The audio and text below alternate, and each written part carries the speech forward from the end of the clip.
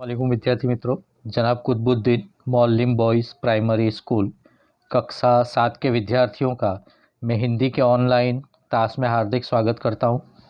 विद्यार्थी मित्रों, आज हम इकाई 4 देश के नाम संदेश देखेंगे। इस इकाई का जो रूप है वो पत्र है, इसकी शैली है वो पत्र है। पत्र के माध्यम से हम दूर बसे संबंधियों, परिवारजनों तथा मित्रों को हमारी बात आसानी से पहुंचा सकते हैं एवं सरकारी दफ्तरों में हमारी शिकायतें और आवेदन पहुंचा सकते हैं। आजकल दूरभाष, मोबाइल, तार, ईमेल आदि से भी यह कार्य किया जाता है। फिर भी पत्र का अपना विशेष महत्व है। हमारे पूर्व राष्ट्रपति एवं मिसाइल मैन डॉक्टर अब्दुल फकीर जैनुल आबदीन अब्दुल कलाम ने नई दिल्ली से 19 मई 2005 के दिन "क्या आपके पास देश के लिए 10 मिनट है?" नाम से देश के नागरिकों को एक ईमेल किया था। इसमें देशवासियों के मन में देशाभिमान की भावना उत्पन्न हो, ऐसी सीख भी रखी गई थी।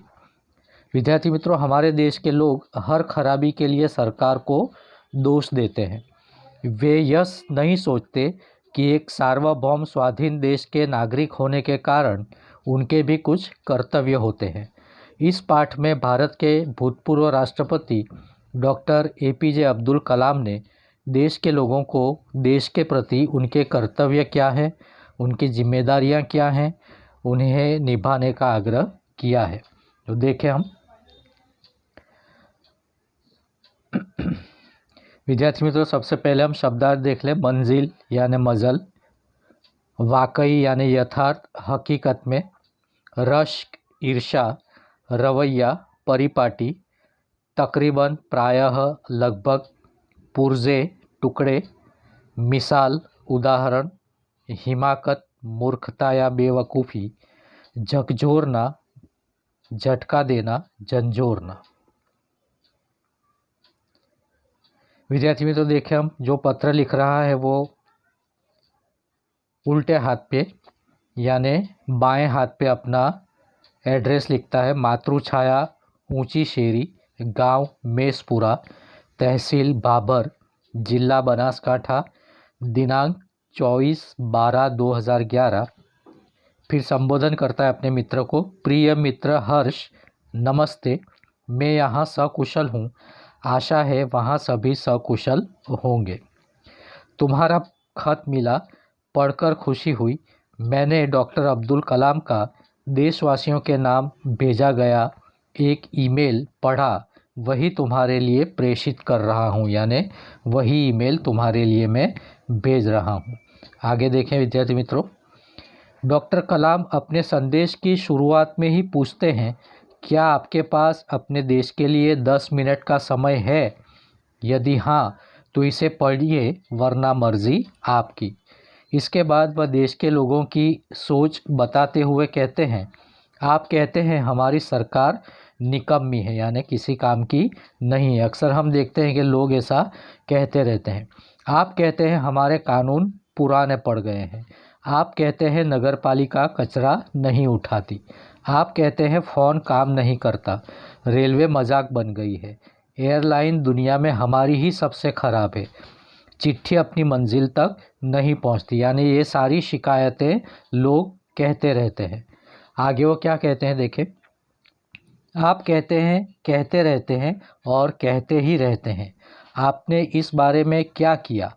फिर राष्ट्रपति ने कहा, मान लीजिए एक व्यक्ति सिंगापुर जा रहा है, उसे अपना नाम दीजिए, उसे अपनी शक्ल भी दे दीजिए। यानी राष्ट्रपति अब्दुल कलाम क्या कहते हैं कि मान लीजिए एक व्यक्ति सिंगापुर जा रहा है, उसे अपना नाम दे दीजिए और अपनी शक्ल भी दे दीजिए। आप दुनिया के सर्वश्रेष्ठ हवाई अड्डे पर उतरते हैं। सिंगापुर में आप अपनी सिगरेट का टुकड़ा सड़कों पर नहीं फेंकते और स्टोर में खाते भी नहीं हैं। आपको उनके भूमिगत संपर्कों पर रश्क महसूस होता है, यानी जलन होती है। आप शाम 5 से 8 बजे के बीच आर्चर रोड पर कार चलाने का टोल टैक्स तकरीबन 60 रुपये भुगतान करते हैं। अगर पार्किंग में आपने निर्धारित समय से ज़्यादा गाड़ी खड़ी की तो टिकट पंच कराते हैं, लेकिन आप सिंगापुर में कहते कुछ नहीं, कहते हैं क्या? यानी एक भारत का नागरिक जब सिंगापुर में जाता है तो वहाँ के जो नियम होते हैं, जो कायदे होते हैं, उसे फॉलो करता है, वहाँ वो कुछ भी नहीं कहता। उसके बाद आगे वो कहते हैं, दुबई में आप रमज़ान के दिनों में सार्वजनिक रूप से कुछ भी खाने का साहस नहीं करते। जिद्दा में बिना सिर ढके बाहर नहीं निकलते। यानी वहाँ के नियम के हिसाब से हम, एक भारतीय नागरिक अगर जाता है वहाँ पर तो उसे वहाँ के नियम को फॉलो करता है। वॉशिंगटन में आप 55 मील प्रति घंटा से ऊपर गाड़ी चलाने की हिमाकत नहीं करते और पलटकर सिपाही से यह भी नहीं कहते कि जानता है मैं कौन हूँ, मैं फला हूँ और फला मेरा बाप है। ऑस्ट्रेलिया और न्यूजीलैंड के समुद्र तटों पर आप खाली नारियल हवा में नहीं उछालते, और हम यहाँ पर क्या करते हैं, हमारे देश में यहाँ वहाँ कचरा डाल देते हैं, लेकिन बाहर हम जाते हैं तो वहाँ के कायदों का हम पालन करते हैं। टोक्यो में आप सड़कों पर पान की पीक क्यों नहीं थूकते? बोस्टन में आप जाली योग्यता प्रमाण पत्र क्यों नहीं खरीदते? डॉक्टर कलाम बीच में याद दिलाते हैं, मैं आप ही के बारे में बात कर रहा हूँ, सिर्फ आपके। डॉक्टर कलाम कहते हैं, आप दूसरे देशों की व्यवस्था का आदर और पालन करते हैं, लेकिन अपनी व्यवस्था यानी भारत देश की व्यवस्था का नहीं। भारतीय धरती पर कदम रखते ही आप सिगरेट का टुकड़ा जहाँ तहाँ फेंकते हैं। यानी भारत के कानूनों की हमें कुछ पड़ी नहीं होती, हम जैसे वैसे चला लेते हैं, कानून का भंग कर देते हैं। कागज़ के पुर्जे उछालते हैं। यदि आप पराये देश में प्रशंसनीय नागरिक हो सकते हैं तो यहाँ भारत में आप ऐसा क्यों नहीं कर सकते? बन सकते हैं ना। जब हम विदेश में जाते हैं तो एक अच्छे नागरिक बन सकते हैं, तो भारत देश में क्यों नहीं बन सकते? डॉक्टर कलाम ने मुंबई के पूर्व महानगरपालिका आयुक्त दिनायकर के हवाले से कहा, अमीर लोग अपने कुत्तों को सड़कों पर घुमाने निकलते हैं और जहाँ तहाँ गंदगी बिखेर कर आते हैं, और फिर वही लोग सड़कों पर गंदगी के लिए किसे दोष देते हैं? प्रशासन को, यानी महानगरपालिका या नगरपालिका को। क्या वे उम्मीद करते हैं कि वे जब भी बाहर निकलेंगे तो एक अधिकारी झाड़ू लेकर उनके पीछे पीछे चलेगा, और जब उनके कुत्ते को हाजत लगेगी तो वह एक कटोरा उसके पीछे लगाएगा? है ना विद्यार्थी मित्रों, ये मुमकिन नहीं है। हमारा जो जानवर हम लेकर जा रहे हैं वो सफाई रखे, उसका ध्यान हमें किसे रखना पड़ेगा? हमें खुद के रखना पड़ेगा। आगे देखें, राष्ट्रपति ने मिसाल दी कि अमेरिका और जापान में कुत्ते के मालिक को उसकी छोड़ी हुई गंदगी साफ करनी पड़ती है। देखिए कितना कड़ा वहाँ पर नियम है। कहाँ पर? अमेरिका और जापान में, कि जब भी आप अपने कुत्ते को लेकर वहाँ कोई निकलता है और अगर वो रास्ते पर कोई गंदगी डालता है तो उस गंदगी को साफ कौन करेगा? कुत्ते का जो मालिक होता है वो ही।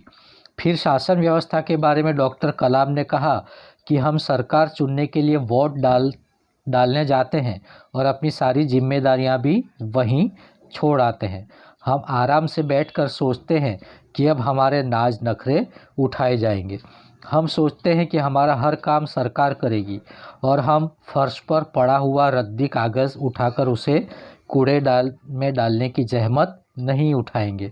रेलवे हमारे लिए साफ़ सुथरे बाथरूम देगी और हम उन्हें ठीक तरह से इस्तेमाल करना भी नहीं सीखेंगे। डॉक्टर कलाम ने कहा कि समाज की ज्वलंत समस्याओं पर भी हमारा ऐसा ही रवैया है। हम ड्राइंग रूम में बैठकर दहेज के खिलाफ गला फाड़ते हैं और अपने घर में अगर इसका उल्टा करते हैं, और बहाना देखिए कि पूरी व्यवस्था ही खराब है। अगर हम हमारे बेटे का दहेज लेंगे तो क्या फ़र्क पड़ता है, दुनिया वाले भी तो लेते ही हैं ना। ऐसा करके हम दहेज लेना शुरू कर देते हैं। अगर मैं अपने बेटे की शादी में दहेज नहीं लूँगा तो इससे कौन सा बड़ा फ़र्क पड़ जाएगा। राष्ट्रपति ने इस संदेश में पूछा, इस व्यवस्था को बदलेगा कौन? यह व्यवस्था है किसकी? आप आसानी से कह देंगे, व्यवस्था में शामिल है हमारे पड़ोसी, आसपास के घर, अन्य शहर, अन्य समुदाय और सरकार।